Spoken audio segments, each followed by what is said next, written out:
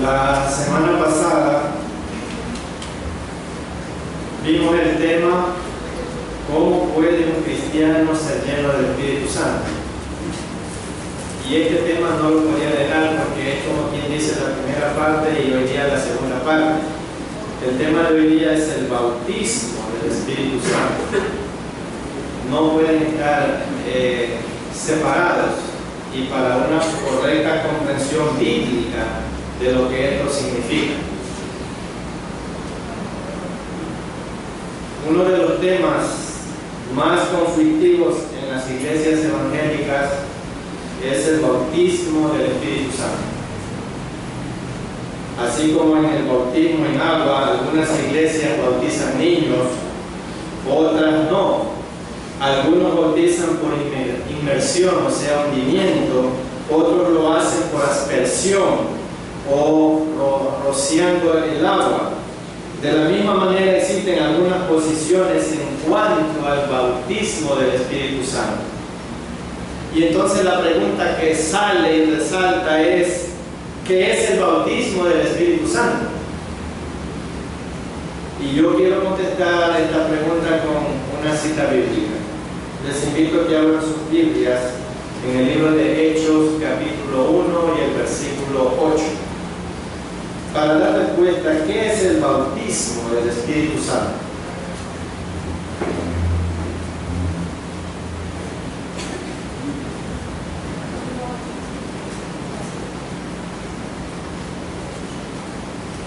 Amén. Pero recibiréis poder cuando haya venido sobre vosotros el Espíritu Santo, y me seréis testigos en Jerusalén, en toda Judea, en Samaria y hasta lo último de la tierra. Miren, hermanos, el Señor Jesús, antes de ascender, le dijo a sus discípulos: pero recibiréis poder cuando haya venido sobre vosotros, ¿qué cosa? El Espíritu Santo. Entonces es justo aquí donde podemos entender el concepto del Espíritu Santo, del bautismo del Espíritu Santo. Es poder, es poder. El bautismo del Espíritu es sinónimo de poder en la vida de cada uno de nosotros como creyentes. No un poder como lo que los superhéroes de la televisión, aunque muchos predicadores así lo creen. Más bien este es el poder para vivir una vida de santidad. ¿Para qué es el poder? Para vivir una vida de santidad. ¿Para qué más? Poder para poder vencer las tentaciones que se nos presentan en nuestro diario vivir. ¿Poder para qué más? Poder para atravesar con gozo cada una de las pruebas y adversidades que vengan a nuestras vidas. Ese es el poder. Ese es el poder. ¿En qué momento ocurre el bautismo del Espíritu Santo en la vida del cristiano? Es la pregunta que tal vez ustedes están haciendo, y es por la cual muchas personas están con una interpretación errónea de esto. ¿En qué momento ocurre el bautismo del Espíritu Santo en la vida de un cristiano? Y permítanme leerle lo que dijo Billy Graham. Billy Graham cuenta que cuando era joven, estudiante del Instituto Bíblico, acudió a lo que se llamaba una campaña de avivamiento. El lugar tenía capacidad para unas 200 personas y estaba lleno, completamente lleno. El predicador reemplazaba su falta lógica y conocimiento de la Biblia. ¿De qué manera? Con fuertes gritos y alaridos, los cuales gustaban mucho a los presentes. Durante su sermón, el predicador preguntaba: ¿has sido bautizado por el Espíritu Santo? Al parecer conocía a muchos que estaban ahí. Se dirigió a un hombre y le dijo: hermano, ¿ha sido usted bautizado por el Espíritu Santo? Y el hombre contestaba, sí, bendito sea Dios. Y ahora se dirigió a mí, dice Billy Graham, y señalándome con el dedo, me preguntó, ¿has sido bautizado por el Espíritu Santo? Y Billy Graham respondió, sí, Señor. ¿Cuándo fuiste bautizado por el Espíritu Santo?, le preguntaron a Billy Graham. En el preciso instante en que recibí a Jesucristo como mi Salvador, fue la respuesta de Billy Graham. Me miró asombrado y antes de repetir la pregunta a otra persona, comentó, eso no puede ser. Y Billy Graham dice, sí, sí puede ser, porque yo lo era. Muchos creen que el bautismo del Espíritu Santo en la vida del hombre es una experiencia que viene después de la conversión. Pero la verdad bíblica nos dice que el mismo momento en que una persona ha confiado su vida a Cristo, además de recibir una nueva naturaleza, de convertirse en morada del Espíritu Santo y ser sellado por el Espíritu Santo, también en ese mismo instante es bautizado por el Espíritu Santo.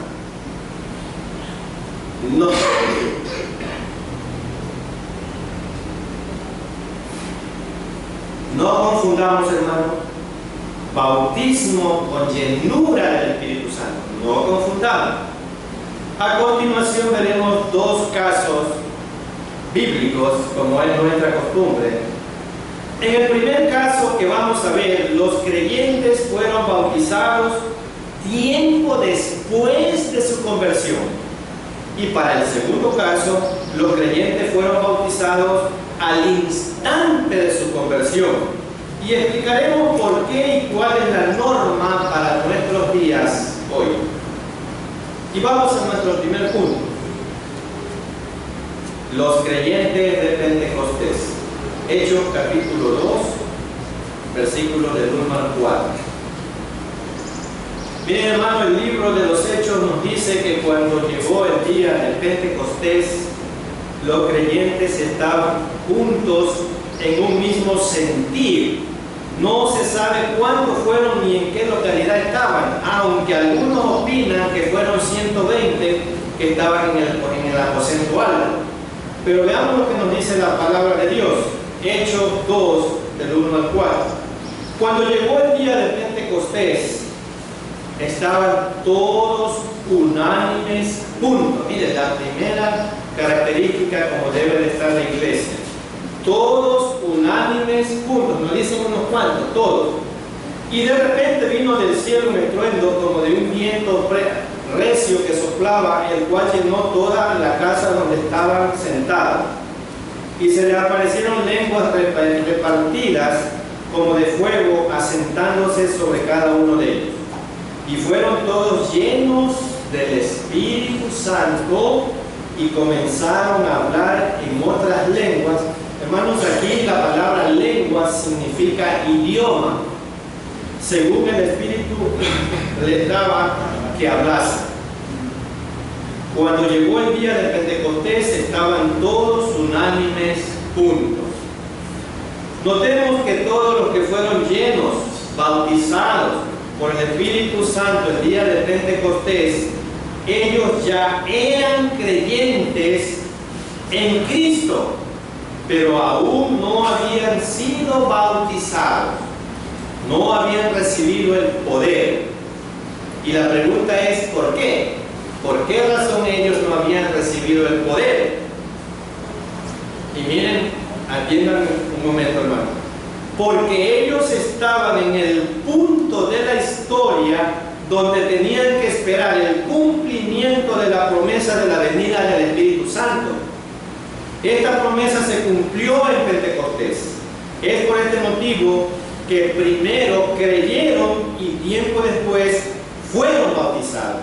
Y vamos a leer Lucas capítulo 24, los versículos del 45 al 49.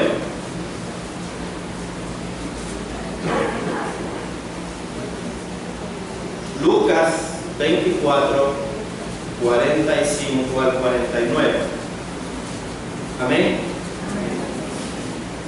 Entonces les abrió el entendimiento para que comprendiesen las Escrituras. Y les dijo: así está escrito, y así fue necesario que el Cristo padeciese y resucitara de los muertos al tercer día, y que se predicase en su nombre el arrepentimiento y el perdón de pecados en todas las naciones, comenzando desde Jerusalén. Y vosotros sois testigos de estas cosas. He aquí, yo enviaré la promesa de mi Padre sobre vosotros. Pero quedaos vosotros en la ciudad de Jerusalén, ¿hasta qué? Hasta que seáis investidos de poder desde lo alto. Aquí vemos un grupo de personas que se arrepienten, pero sin embargo no reciben el bautismo del Espíritu Santo inmediatamente, porque había algo que se tenía que cumplir en las Escrituras. Ustedes saben, Jesús vino a la tierra, cumplió su ministerio, fue a la cruz, resucitó, fue enterrado, resucitó, y entonces Jesús le dice: a ustedes les conviene que yo me vaya, porque si no me voy, no vendrá el Consolador hacia ustedes. Y ese asunto tenía que cumplirse. Vamos a otro caso. Los 3.000 convertidos. Y les invito a Hechos capítulo 2, versículos del 38 al 41. ¿Qué está ocurriendo aquí? Tiempo después, hermanos, en el primer discurso de Pedro, fueron como 3.000 personas las que se convirtieron a Cristo. Y leamos Hechos 2, del 38 al 41. Pedro les dijo: arrepentidos y bautícense cada uno de vosotros en el nombre de Jesucristo para perdón de los pecados. ¿Y qué van a recibir? Y recibiréis el regalo, porque la palabra don ahí significa regalo, el regalo del Espíritu Santo. Porque para vosotros es la promesa, y para vuestros hijos y para todos los que están lejos, para cuantos el Señor nuestro Dios llamare. Y con otras muchas palabras testificaban y les exhortaban diciendo: sed salvos de esta perversa generación. Y el 41. Así que los que recibieron en primer lugar, ¿qué cosa? Su palabra, fueron bautizados, y se añadieron aquel día como 3.000 personas. ¿Qué les parece, hermano? En este episodio, noten que ahora que estos 3.000 nuevos creyentes no experimentaron el viento recio y el hablar en lenguas, ni tampoco se nos dice que lo hayan experimentado tiempo después, no. ¿Y qué fue lo que ocurrió? ¿Qué fue lo que ocurrió aquí? Que estos 3.000 fueron bautizados por el Espíritu Santo en el mismo momento en que se arrepintieron y creyeron en Jesucristo. Observen las palabras que dice Pedro en el versículo 38. Pedro les dijo: arrepentíos en primer lugar y bautícese cada uno de vosotros en el nombre de Jesucristo para perdón de los pecados, y recibiréis el regalo del Espíritu Santo. Ellos no tenían que esperar un tiempo posterior para ser bautizados por el Espíritu Santo, sino que inmediatamente después de su conversión, ellos recibieron el don del Espíritu Santo, o el bautismo del Espíritu Santo. Y entonces aquí viene la pregunta. Desde Pentecostés, hermanos, hasta nuestros días, el patrón, la regla es el mismo. Es el mismo. Es en el mismo instante de la conversión donde el nuevo creyente es bautizado por el Espíritu Santo. Notemos aquí lo que Pablo le escribe a los hermanos en la primera carta que le escribe a los Corintios, capítulo 12, y el versículo 13. Vamos a leer 1 Corintios 12, 13.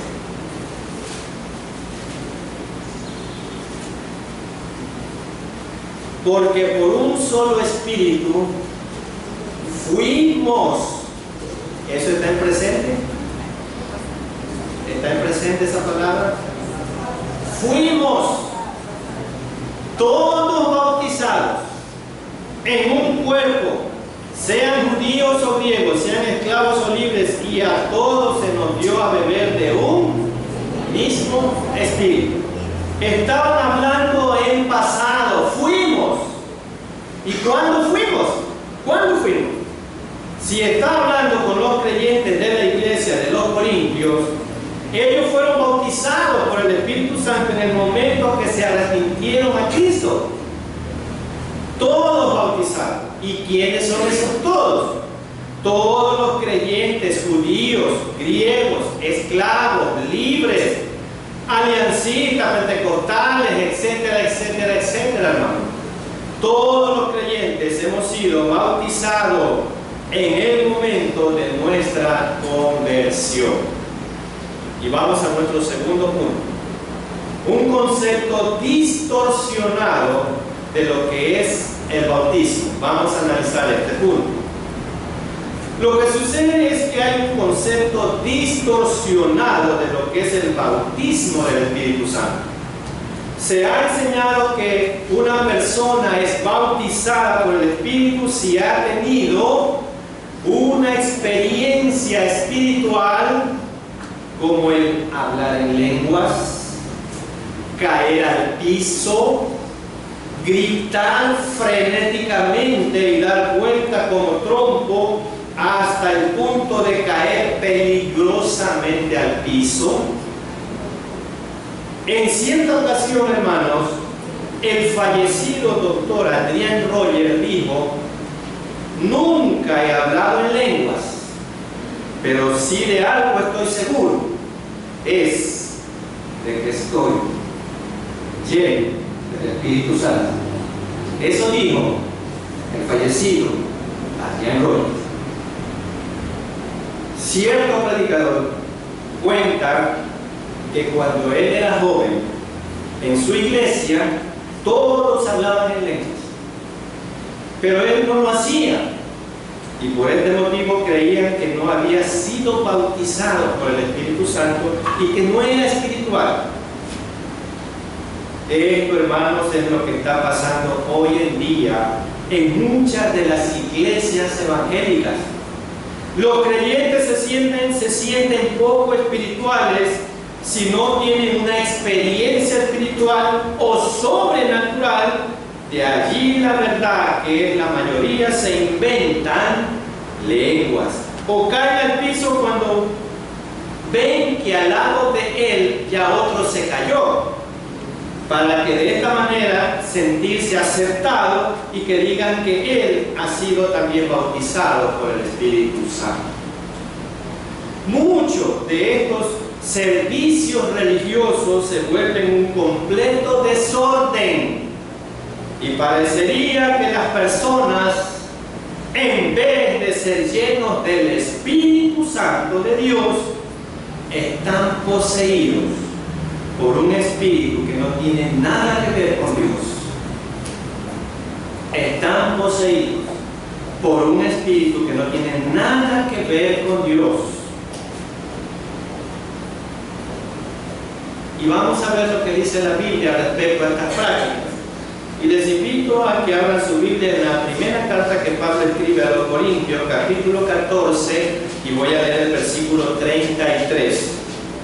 Vamos a ver lo que dice la Biblia respecto a estas prácticas. Mira, hermano, la Biblia desaprueba estas prácticas. La Biblia desaprueba estas prácticas. Y dice: pues Dios no es Dios de ¿qué cosa? Sino de paz, como en todas las iglesias de los santos. ¿Qué nos está diciendo aquí? Debe ser hecho bajo control, ya que Dios es un Dios de paz. En la adoración todo debe ser hecho en armonía y con orden. dones del Espíritu Santo se ejerciten, no hay excusa para el desorden. No hay excusa.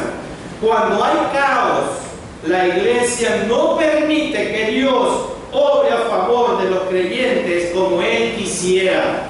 Cuando hay desorden dentro de la iglesia y hay caos, Dios no permite obrar a favor de los creyentes dentro de la iglesia. Y vamos a leer también el versículo 40 del mismo capítulo 14 de Corintios, 1 de Corintios 14:40. Y miren lo que dice el 14:40. Pero hágase algunas cositas, ciertas cositas, lo que a mí me agrada, lo que yo creo. ¿Qué dice? ¿De qué manera? Decentemente. Y como todo, decentemente y con orden. Aquellos que tienen la responsabilidad de planificar la adoración deberían asegurarse del orden en primer lugar y la dirección en vez del caos y la confusión. Así llega Pablo a la conclusión, deja bien claro que no tiene ningún interés de anular el don de nadie. Lo único que le mueve de verdad es el deseo del buen orden de la iglesia.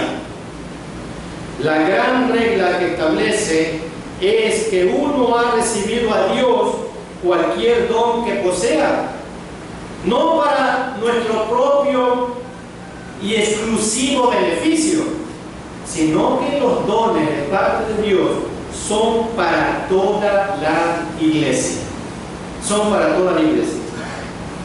Cuando una persona puede decir gracias a Dios, a Él sea la gloria, entonces y solo entonces usará sus dones como Dios manda en la iglesia y fuera de ella.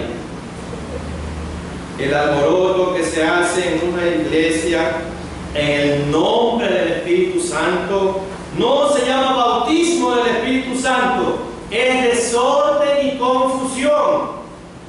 Analicen las palabras de Pablo en cuanto a esto. 1 de Corintios 14:15. Vamos a analizar este versículo rápidamente. 1 de Corintios 14:15. Y empieza con una pregunta. ¿Qué pues? ¿Oraré en el Espíritu? Pero, aquí viene la segunda parte. Pero oraré también ¿con qué? Con el entendimiento, hermanos. Cantaré con el Espíritu, pero cantaré también ¿con qué?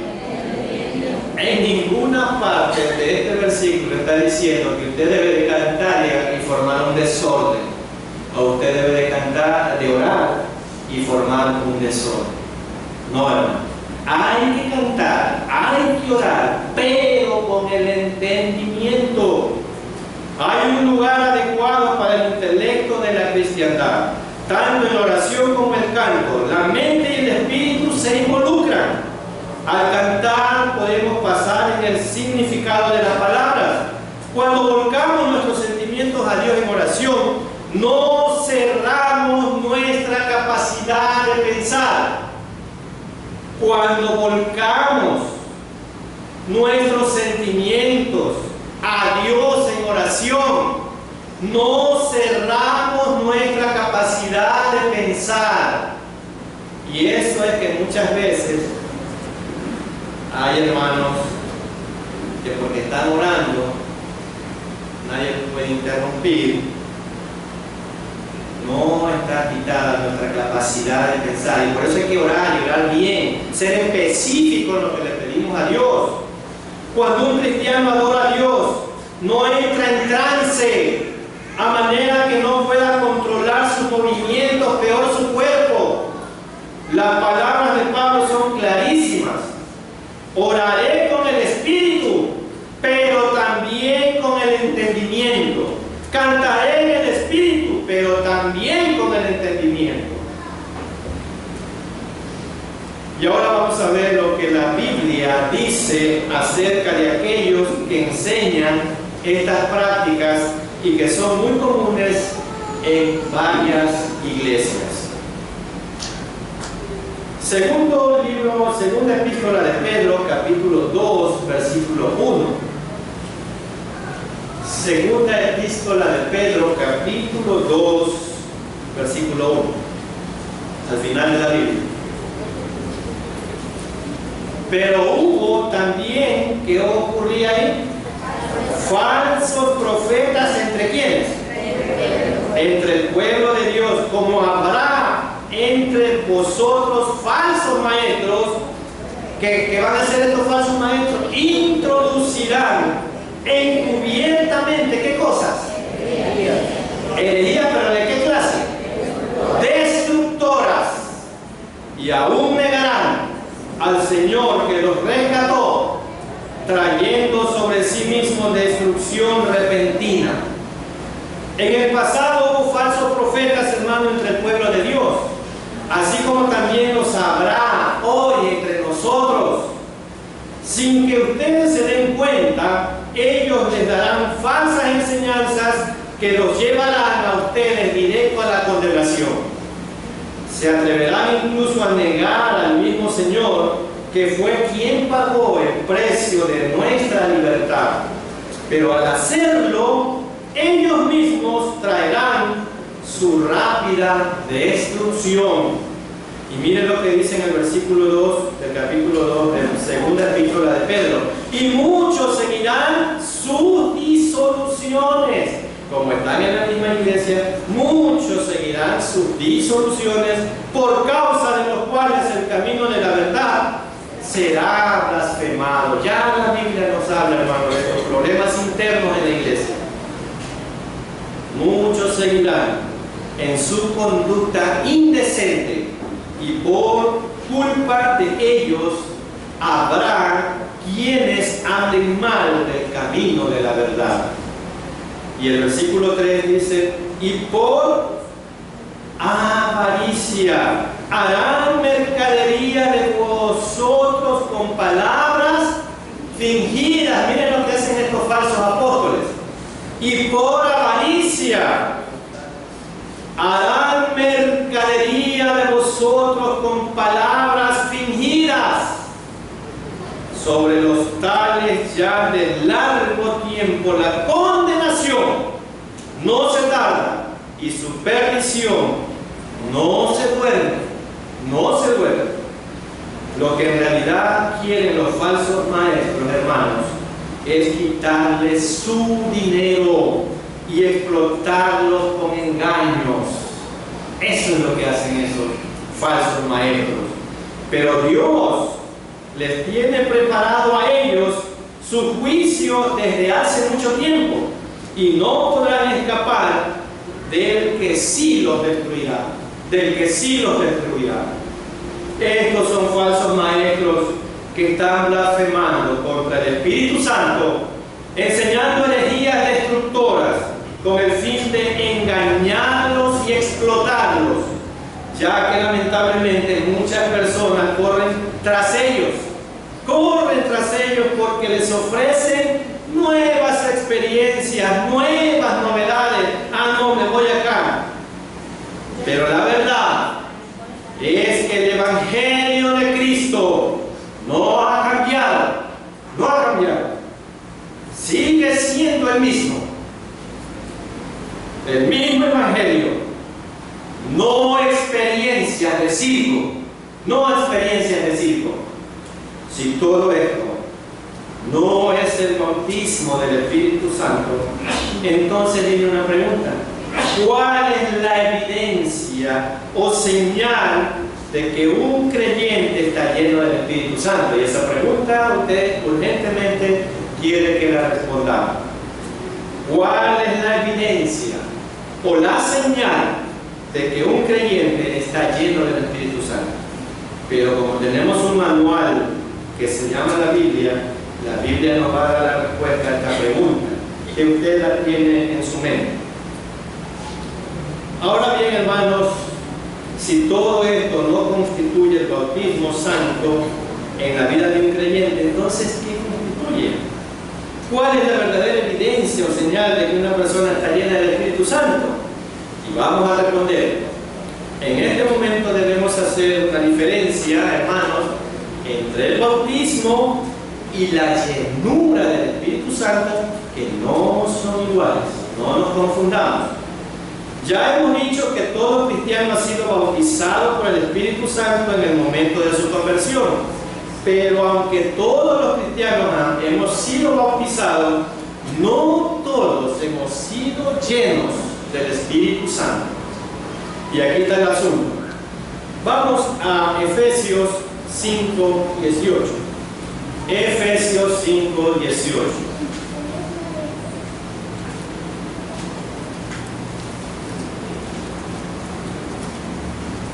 Amén. No os embriaguéis con vino, en lo cual hay disolución. Antes bien, ¿qué dice? Sed llenos del Espíritu Santo. Tomando las mismas palabras de Pablo, cuando una persona está ebria o borracha, ya no tiene control de sus actos, porque el alcohol ahora controla su vida. De ahí que él puede cometer cualquier locura en contra de su prójimo o de su familia. No os embriaguéis con vino, dice, antes bien sed llenos del Espíritu. La más grande evidencia, hermanos, de que un cristiano está lleno del Espíritu Santo, y escúchenme bien, la más grande evidencia de que un cristiano está lleno del Espíritu Santo es cuando Este ha dejado que el Espíritu de Dios controle total y completamente su vida. Y aquí viene otra pregunta. ¿Puede haber un cristiano bautizado por el Espíritu Santo pero no lleno del Espíritu Santo? ¿Puede haber? Sí. Y bien, mire usted a un cristiano mentiroso, mal hablado, iracundo, problemático, que solamente vive para señalar. Este es un cristiano que ha sido bautizado por el Espíritu Santo en el momento de su conversión, pero no está lleno del Espíritu Santo. No está lleno del Espíritu Santo porque no ha dejado que el Espíritu controle su vida. ¿Qué es estar entonces bautizado por el Espíritu? Ahora, mire a un cristiano amoroso, paciente, bondadoso, gozoso, manso, humilde, con fe. Este es un cristiano que fue bautizado por el Espíritu Santo en el mismo momento de su conversión y también está lleno del Espíritu Santo porque ha dejado que el Espíritu Santo controle su vida. El Señor Jesús dijo en la palabra de Dios, por sus frutos los conoceréis. Que está lleno del Espíritu Santo. Se lo conoce, no porque tiene una experiencia emocional o espiritual externa, sino por los frutos del Espíritu. Esa es la evidencia de que estamos llenos del Espíritu Santo. Y vamos a concluir este mensaje con una pregunta. ¿Cuáles son los frutos del Espíritu?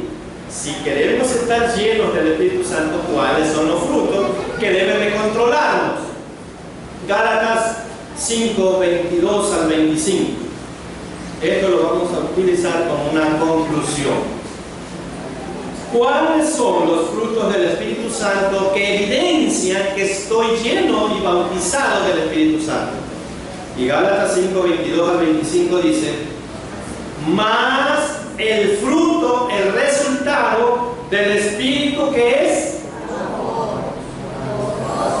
paz, paciencia, benignidad, bondad, fe, mansedumbre, templanza. Contra tales cosas no hay ley. Pero los que son de Cristo han crucificado la carne con sus pasiones y deseos.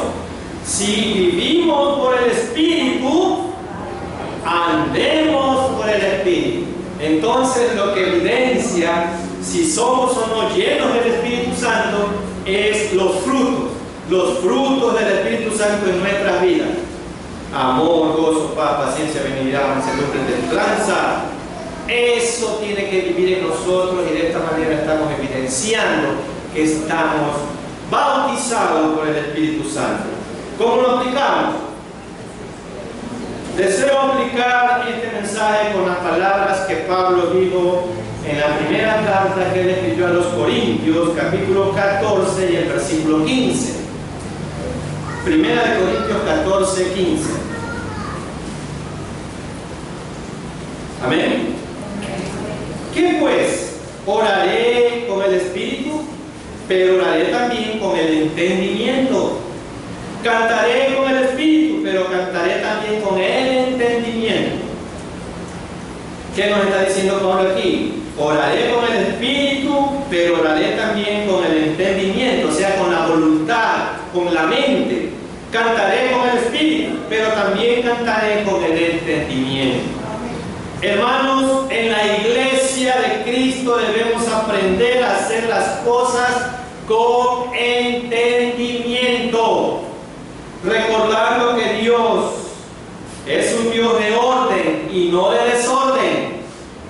Si usted es un creyente, no crea que debe esforzarse para ser bautizado por el Espíritu. Usted ya lo fue en el momento en que se arrepintió de sus pecados y le entregó su vida a Jesús.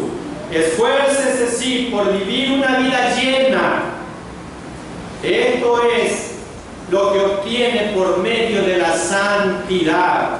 Dios está interesado en cada parte de nuestras vidas, no solo espiritual. Al vivir por el poder del Espíritu Santo, debemos rendir cada aspecto de nuestras vidas a Dios. ¿Y qué es lo que tenemos que rendir a Dios? Nuestra parte emocional, nuestra parte física, nuestra parte social, nuestra parte intelectual, nuestra parte vocacional. Todo tiene que estar rendido a Dios. Pablo dice, eres salvo, por lo tanto vive de acuerdo a esa realidad. El Espíritu Santo es la fuente de su nueva vida, de modo que camine con Él. No permita que nada o nadie más determine sus valores y normas en cualquier área de su vida. La evidencia más grande de haber sido bautizado por el Espíritu Santo es mostrar en mi vida los frutos del Espíritu Santo. Amén.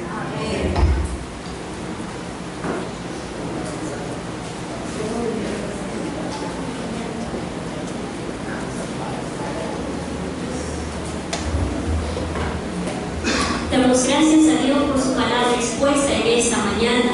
Y cuando podemos decir que estamos llenos del Espíritu Santo, podemos decir a amplia voz que andamos con Él. Y cuando andamos con Él, hermanos, ¿saben qué va a pasar? Nuestra senda florida será. Y para eso, lo único que tenemos que hacer es obedecer. Eso es lo que vamos a decir a nuestro Dios con nuestro corazón y con nuestros labios. Mientras alabamos el santo nombre del Señor en este último himno, invitamos a los hermanos que van a pasar a recoger los diezmos que le corresponden al Señor en esta mañana. Himno número 291, cuando andemos con Dios.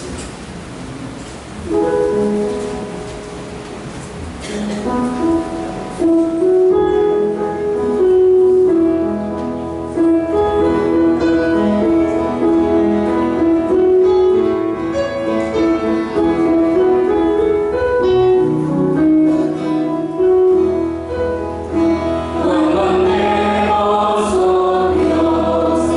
escucha.